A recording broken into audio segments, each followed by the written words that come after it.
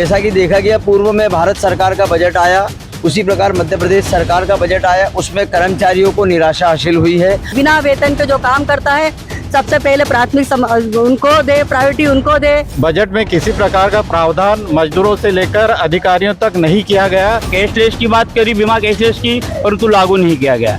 आज के समय में हमारे कर्मचारी जो डीए केंद्र के समान हमारा नहीं है। मध्य प्रदेश के बुरहानपुर जिले के कलेक्टर कार्यालय परिसर में यहाँ पर भारतीय मजदूर संघ द्वारा उनकी 50 सूत्रीय मांगों को लेकर ज्ञापन दिया गया है और हंगामा भी किया गया। उनकी जो क्या मांगे हैं हम जानने की कोशिश करते हैं, किस प्रकार का उनका ये आंदोलन, किस प्रकार का ज्ञापन है, हम जानने की कोशिश करते हैं। भाई साहब, क्या नाम है आपका?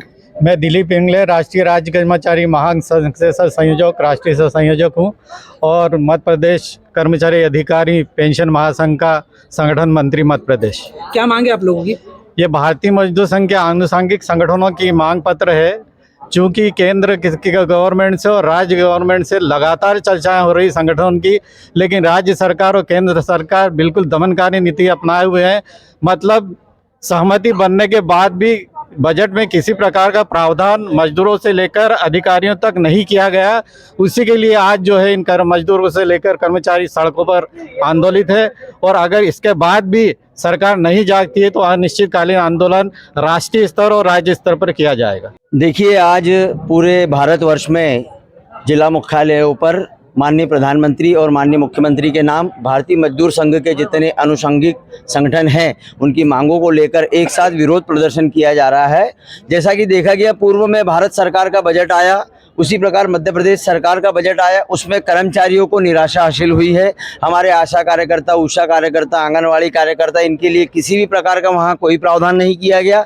ना ही हमारे जो कर्मचारी साथी है जिन्हें नियुक्ति दिनांक से लाभ देते हुए उनकी सेवा की गणना की जाना, उस संबंध में कोई प्रावधान किया गया। ना ही केंद्र के समान हमारे मध्य प्रदेश सरकार द्वारा जो महंगाई भत्ता है उसका कोई प्रावधान किया गया। ना ही हमारे सेवानिवृत्त कर्मचारियों को केंद्र के समान जो महंगाई भत्ता मिल रहा है उसका प्रावधान नहीं किया गया है। तो हमारी बहुत सी लंबित मांगे, जिसमें हमने 50 से 55 लंबित मांगों के संबंध में आज माननीय कलेक्टर महोदय के माध्यम से ज्ञापन दिया है और हम प्रार्थना करते हैं माननीय मुख्यमंत्री जी से, प्रधानमंत्री जी से कि कर्मचारियों की मांगों को संज्ञान में लेकर उन्हें पूरा करें, अन्यथा कर्मचारी संगठनों को मजबूरीवश सड़कों पर उतरना होगा। आज हम जो शासन की नीतियां हैं, कर्मचारी विरोधी, मजदूर विरोधी और हमारी जो कार्यकर्ता है जो सड़कों पर काम करती है, घूम घूम कर लोगों के घर घर जाती है, डिलीवरी केस देखती है, एक एक के घर जाना पड़ता है, 10-10 बार जाना पड़ता है, हॉस्पिटल में लाने के लिए उनको 10 बार मनाना पड़ता है। इतनी मेहनत करने के बाद भी अगर उनको मानदेय नहीं मिले और महंगाई के भत्ते के बाद भी अपने परिवार का भरण पोषण कैसे करे?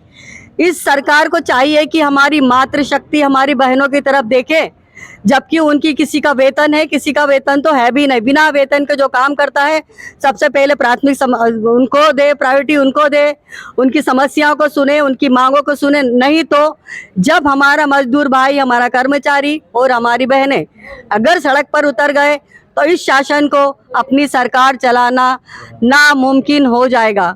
और हम नहीं चाहते हैं कि हम सड़कों पर आएं और हमारी सरकार के खिलाफ हमेशा कुछ करें, लेकिन अगर सरकार हमें मजबूर करती है तो हम सब आंदोलनचित होने को तैयार हैं। मुख्यमंत्री और प्रधानमंत्री से हम निवेदन करते हैं कि वो हमने आज जो ज्ञापन दिया है उस पर संज्ञान जरूर लें। जय हिंद, जय भारत। मातृशक्ति ने सीधी चेतावनी दी सरकार को, अगर उनकी मांगे नहीं मानी जाती है तो सड़कों पर उतरेंगे और आंदोलन भी करेंगे। एक और सरकार कहती है कि हम मजदूर वर्ग और किसान वर्ग तथा शिक्षक वर्गों सभी वर्गों के साथ में खड़े, लेकिन यहाँ पर कुछ और ही नज़ारा देखने को मिल रहा है। हम यहाँ जानने की कोशिश करते हैं। देखिए, आज के समय में जो सेंट्रल गवर्नमेंट यानी केंद्र सरकार और राज्य सरकार, इनके द्वारा जो बजट पारित किए गए, बजट पेश किए गए, इसके अंदर कर्मचारियों के संबंध में और मजदूरों के संबंध में कोई भी प्रावधान नहीं रखा गया।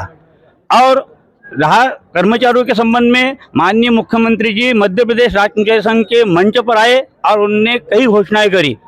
कैशलेस की बात करी, बीमा कैशलेस की, परंतु लागू नहीं किया गया। आज के समय में हमारे कर्मचारी जो डीए केंद्र के समान हमारा नहीं है।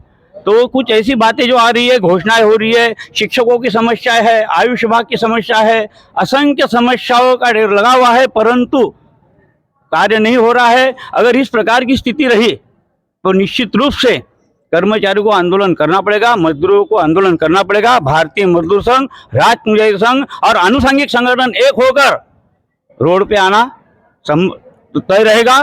इसलिए शासन ने हमारी बातों को मानना चाहिए, ये हमारा निवेदन है।